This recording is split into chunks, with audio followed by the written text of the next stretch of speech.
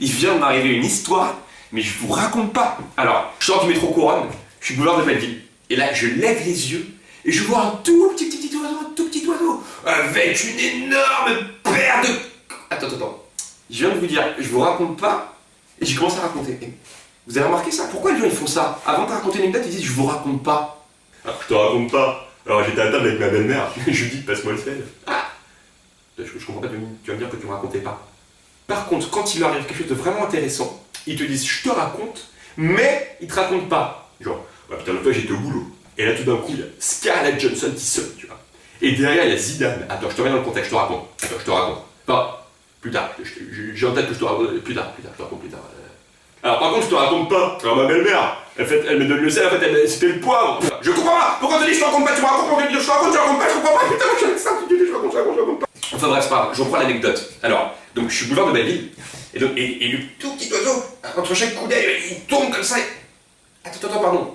Je suis à côté de la plaque, j'étais pas à Belleville, j'étais à avenue Gérald Leclerc. En fait, je sortais du métro Alésia. Et là, je vois un deuxième oiseau. Alors lui, pour le coup, putain, je suis à côté de la pompe. Je sortais en fait du bus, et c'était à Bastille, je sortais du 91. C'est ça ce que j'avais vu dans le bus en fait.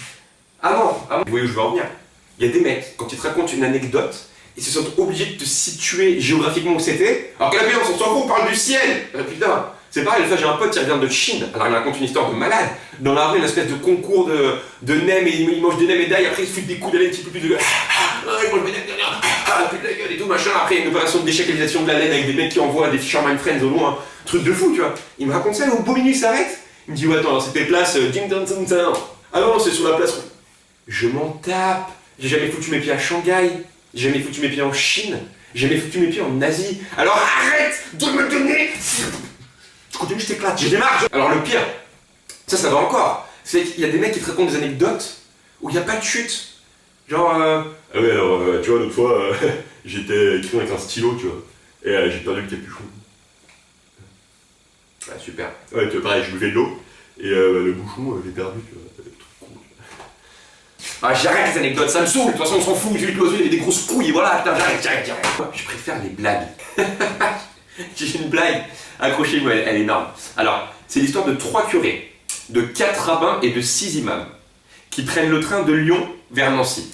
Alors dans le train, il y a 2 wagons. Donc dans le premier wagon, il y a 2 imams avec 3 curés et 1 rabbin, alors que dans le deuxième wagon, il y a 2 rabbins, 1 curé et 3 imams. Sachant que dans le premier wagon, les rabbins sont sourds et les curés qui les accompagnent sont muets, tandis que les imams sont albinos.